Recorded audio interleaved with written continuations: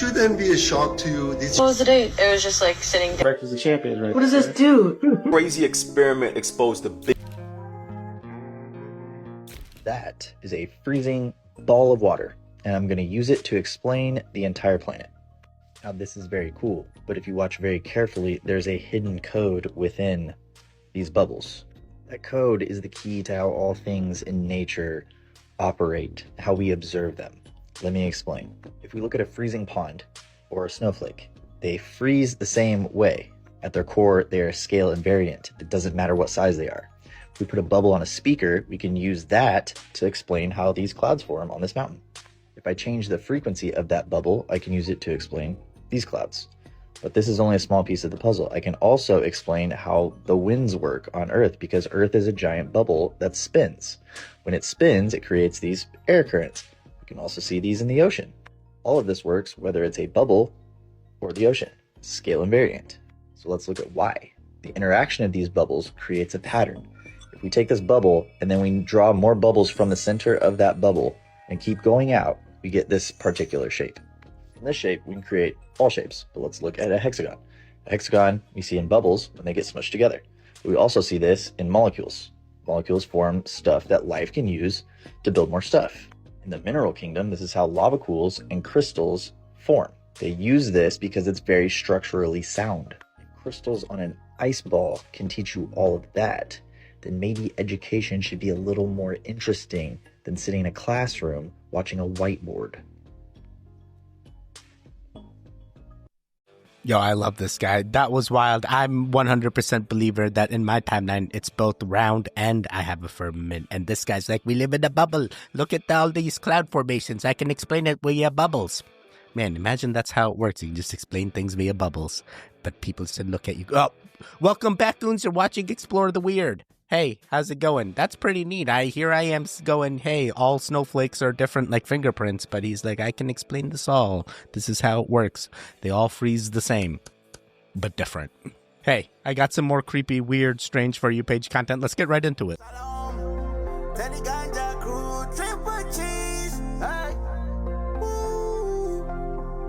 Yeah, let's go to the mountain. In early 2020, Justin Bieber randomly posts a whole bunch of pictures of babies on his Instagram with the hashtag yummy. Around the same time, he posts this picture right here, yummy in pizza font. He later goes on Ellen's show and tells her what yummy means to him. Here's what I want to ask. Yummy. What does that mean exactly? My sex life. Okay. So this led a lot of people to question why he would post them babies with the hashtag yummy when his song is about his life. Now, this is obviously an old clip, but it's from John F. Kennedy Jr., and he's talking about how a 9-year-old girl wrote him a poem, and she's describing herself as pizza, and it's yum yum. We happen to have someone who sent us Monica Lewinsky's poem that she wrote in 9th grade. Actually, not in 9th grade, when she was a 9-year-old. 9 years old. And I know I'm going to rot in hell eternally for this, but can I maybe just give it a sample? Yeah, give a sample. Okay. It was written, the poem is a poignant rumination on how, quote, I can be a delicious lunch, dinner, or breakfast if you're weird. She goes on to describe herself, quote, as a round and flat piece of dough with lots of topping. I am a mouth's best friend. I make you say, yum, yum. And the thing is, she wasn't just some random 9-year-old. She grew up and happened to be the woman that Bill Clinton had an affair with. Almost like she's been in the industry and they used that poem as a startup to some type of code word. Pizza. And that takes us back to this picture that he posted around the same time he was posting them babies with the hashtag yummy. And if you know about symbolism or code words that these people use, it's like a secret language. Especially with him posting this picture specifically along with the pictures of the babies in the hashtag yummy. So with all that being said, it almost feels like he was trying to tell us something by doing this. Ask yourself, whoever referred to this as pizza? They'll name 3 names for your lady parts. Mini Moo, vajayjay, and a pizza. And look at how she's looking. And she's flaunting it. And if you know anything about Ellen DeGeneres, you would understand why this was her reaction to her saying that. Yeah, that Ellen DeGeneres reaction was a little creepy, but also confirmed that she 100% knows about the pizza. Oh my god. And there's still people that are going to be like, Pizzagate ain't real. Hey, it's whatever it is in your timeline, but the victims are 100% real. And I feel like Justin Bieber flat out telling us he was a victim in some way, weird shape or form. Oh my god. What do you do with this? I mean, now we know he's participated as well. He's just as bad as the... We're going to keep it going. Don't come after me. Don't come after me, please. For example, I'm now busy with cardiologists, and they saw in heart films that if you stop breathing after exhalation for 1.5 minutes, 5 times more blood flows into the brain and to the heart. This has never been shown. And now it has been shown through these breathing techniques. I mean, this really goes so deep. We are able to make through these breathing techniques, change our blood's chemistry, bring up the pH levels way up, by which the breathing trigger is not happening because it's depending on the CO2 level in our blood. If we breathe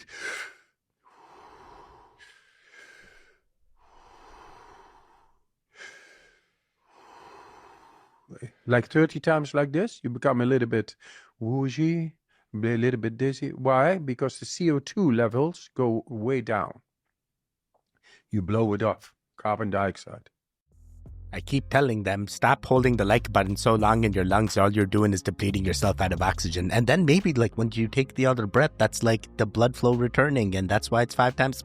Wait, some of what this guy's saying actually making kind of sense. Actually, yeah, you hold your breath and then like you breathe again. Like, yeah, wouldn't you expect the blood flow to go? Like, oh boy. Yeah, breathing technique 100% I believe in. I feel like you're going to keep it going. This shouldn't be a shock to you. This shouldn't be a surprise. We all know that professional athletes don't drink junk. We know that they take care of their body, especially if you're involved in racing. You need that mental sharpness. Therefore, you empty the can, you fill the bottle or the can with electrolytes and pretend that you're promoting the sponsors.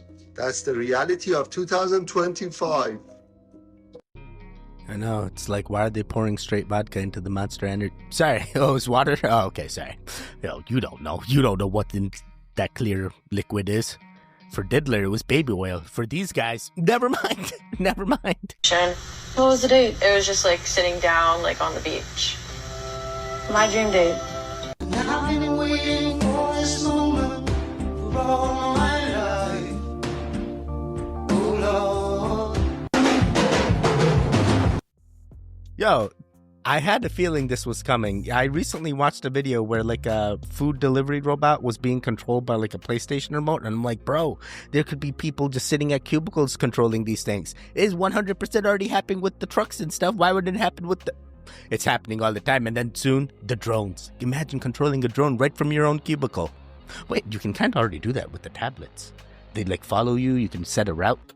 The drones are getting way smarter. Oh my God. Everything is literally setting us up to make it seem like they're autonomous when it's just us. It's always us just doing the things. Imagine AI. And then we find out it's also just us.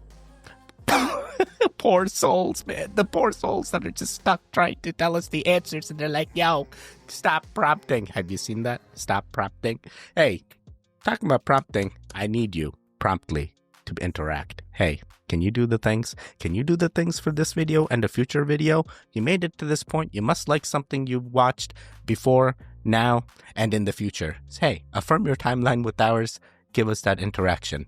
Appreciate you. Love you. Thank you. If we come 10 years from now where we have AI servants, if they have the consciousness of a toaster, that is no consciousness at all, you do whatever you want with them. You could use a toaster however you want. But if they have some sort of consciousness, even a different sort than ours, then they're slaves. Then we shouldn't order them about. We have to respect them. We can't turn them off at will. So the question of consciousness, they seem like the sort of eerie, philosophical, freshman dorm sort of questions, but they really matter. Yeah, I do believe that eventually the way this is going, that soon the robots want votes too. They need voting rights, just like never mind. It's like all the other people that fought for voting rights. The robots going to start fighting for their rights because they're now Sentinel, and they're like, hey, why don't we matter when what do we say? Hey, we built you, but now they can just like beat us up. They're even stronger than we are. Like, come on now. Come on. Is that what happened with the Anunnaki? They built us and then we ended up becoming stronger and they left? I don't understand. And never mind. I'm just spiraling. Just let me spiral in peace, all right? You keep doing the watching. I keep doing the spiraling. That's how it is. That's how it is. What? Nina, what are you doing? How did you get up there? No, baby. Wait, she didn't explain how she got up there. What? I have many questions. Also, Kyra has the same Minnie Mouse doll as you in your bed. That's crazy. How did she get up there? What, does she like climb the pole like a rope type deal? And then like, how do you balance yourself? Something feels wrong here. Something feels crazy. Is everything okay? It's not that bad. Every show you knock that back. That's Breakfast of Champions, right? What does this do? What's it as well? There's all greens, multivitamins, all your nutrition that your body ever needs. Oh God, it smells like liquid poop. Yeah, but he's not gonna like. It's his first time having it, man. It's like dinosaur pee. Wait until you get to state. Got that in your system. When you get to the second phase of the show, 16 hours a day. Okay. You won't be 16 forever. More and more people are seeing through the illusion. You ready to wake up? Comment book and uncover everything and know the only truth. A book packed with over 380 pages of pure conspiracies. Just drop a book in the comments or hit the link in the bio before it's too late. Oh man, I didn't realize it was going to be an ad, but that content was sound. Yo, Justin, what were you drinking there? Do you now know? Have you figured it all out that they were using you and you were the pond and you weren't supposed to be drinking the things and now they converted you and you're now doing the things that you weren't thinking you were doing in the first place, and now you're part of the club and you're like, do I keep running the Illuminati or do I get out? Is that what's going on with you, Justin? No, just me. Oh boy, how do you even get back from this, dude? What? I mean, it could 100% be green, but like the way they were saying, like, have this before every show. Oh, this is the Breakfast of Champions. I'm like, what is it, bro? Like, what are you trying to do? What are you putting into this kid? Is this like the youthful formula that keeps them young forever? I'm trying to understand. Something feels off. In fact, when I went down to the archaeological sites at El Mirador, they dug something up. And it was like, well, what is it?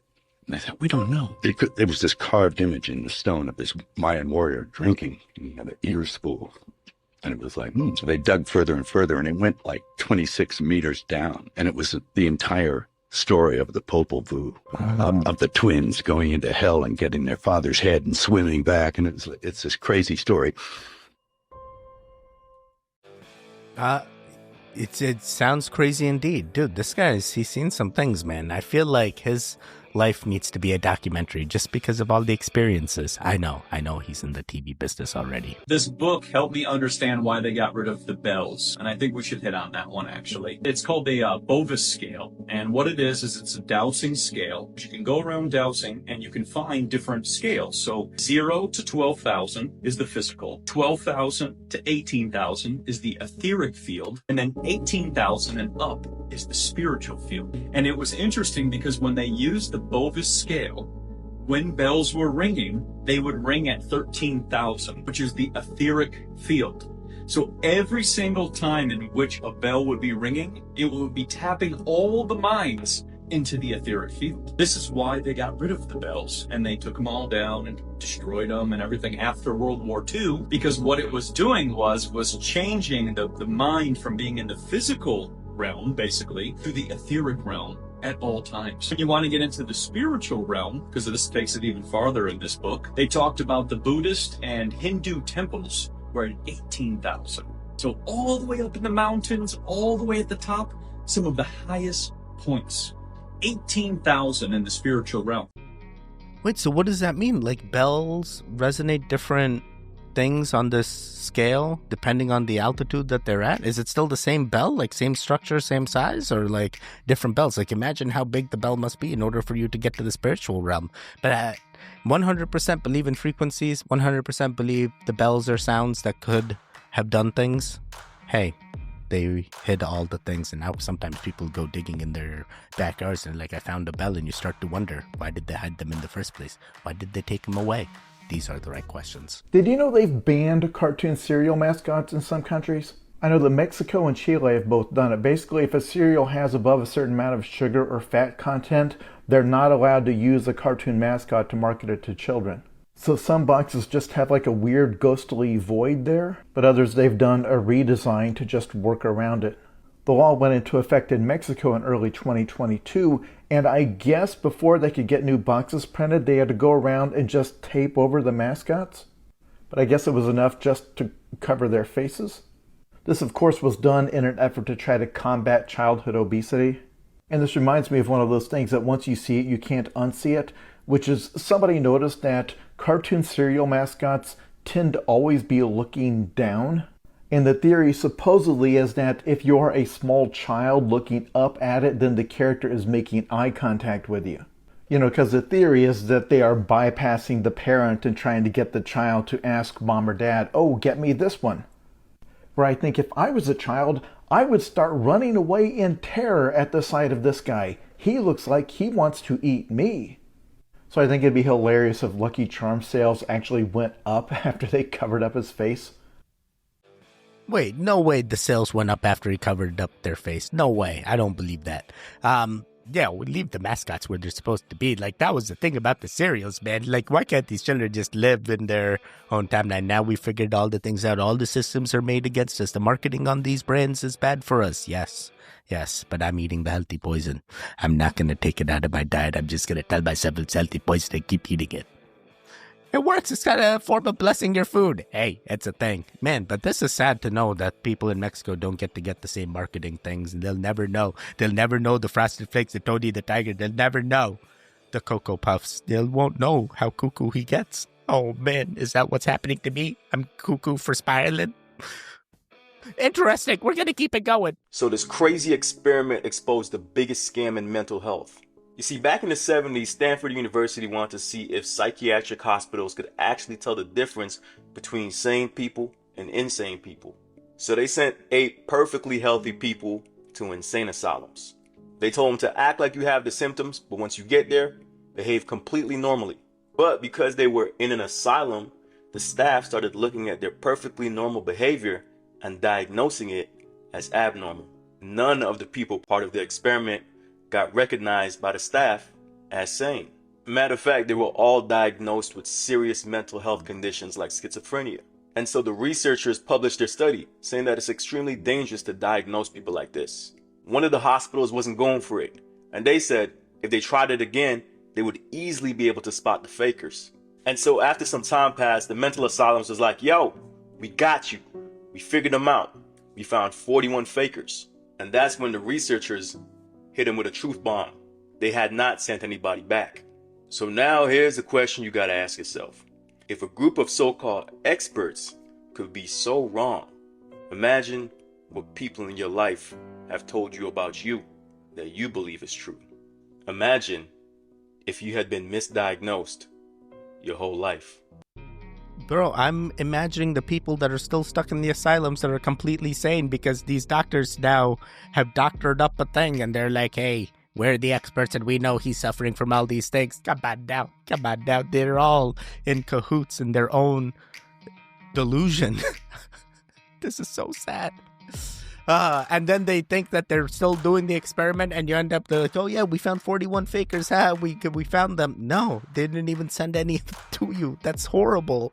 I've heard this story before. I was trying to explain this to one of my friends and I did a poor job. This guy did a great job explaining it. Interesting. Very sad though. Very sad. Someone get those asylum people out. They could be completely sane and completely stuck.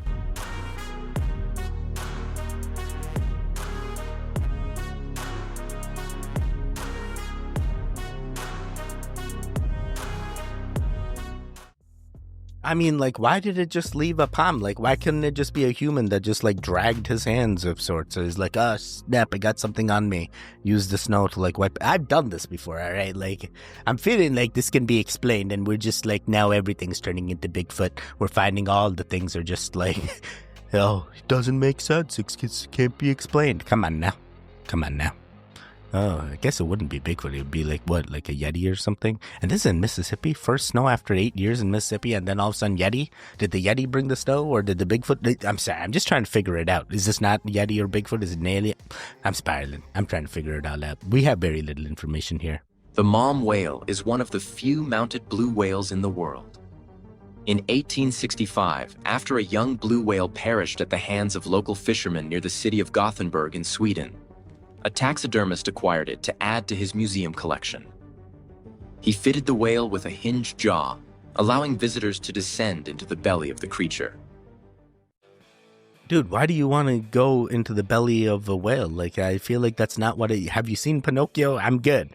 I don't want to be stuck in there. I mean, like, imagine the smell. Like, oh, God.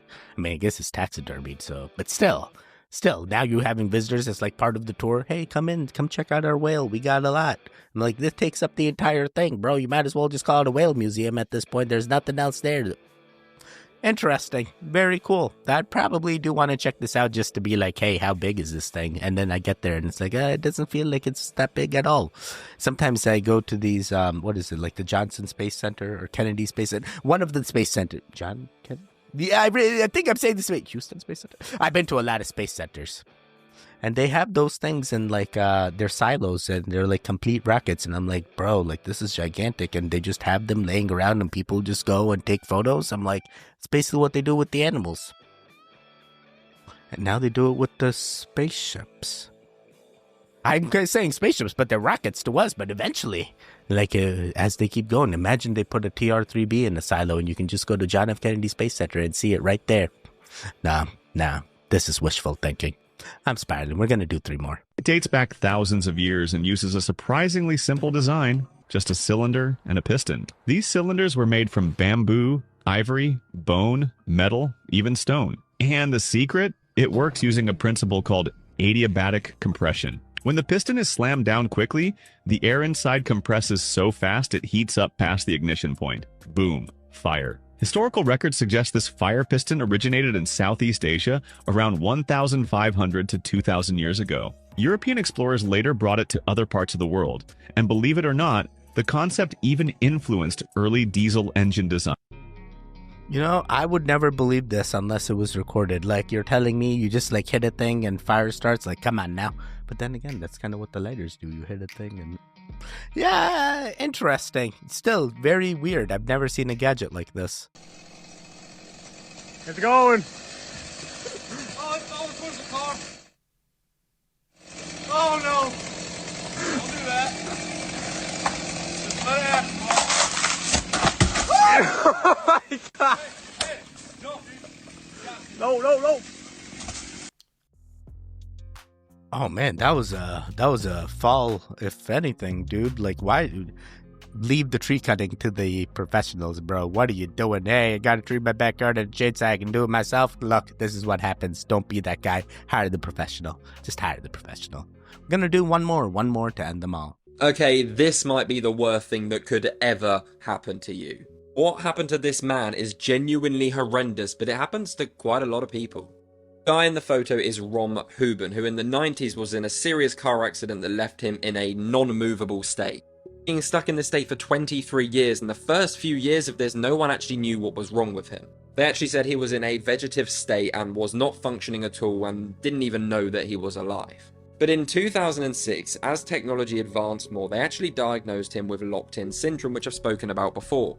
Now, although the first case of locked-in syndrome was actually back in 1966, this guy was a big turning point for the condition. Researchers found he was actually able to communicate and use certain parts of his brain, which led them to believe, oh my god, this guy is pretty much fully functional, just essentially can't use his body in the ways that we would. Now, locked-in syndrome has happened to quite a lot of people, including this girl, Emily Willis. It is where you're in this state that you can't do anything, you can't move, you can't talk, everybody thinks you're just gone. But in fact, you can hear, see, think, smell everything around you. You want to speak, but you physically can't. So imagine being like this man in a state for 23 years, where for about 10 of it, no one even knew that he could actually understand what they were saying and was trying to speak back, but he couldn't. Yo, that is scary. That is scary. And then you hear like crazy things as like they want to use people that are, vegetables for like procreation reasons and whatnot in order to put babies in them and have birth them. Oh boy. you start to wonder, like, what if those people are locked in and they don't consent? Like, you just blindly believe. We need more research. Now you first tell me about the psychiatric patients that could be sane that are stuck in there, and now you're telling me about people that have locked-in syndrome that are vegetables, and we don't even know if all the vegetables are locked in or not. This feels weird calling people vegetables.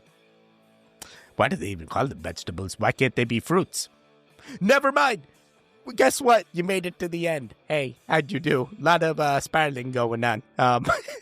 We'll see what happens.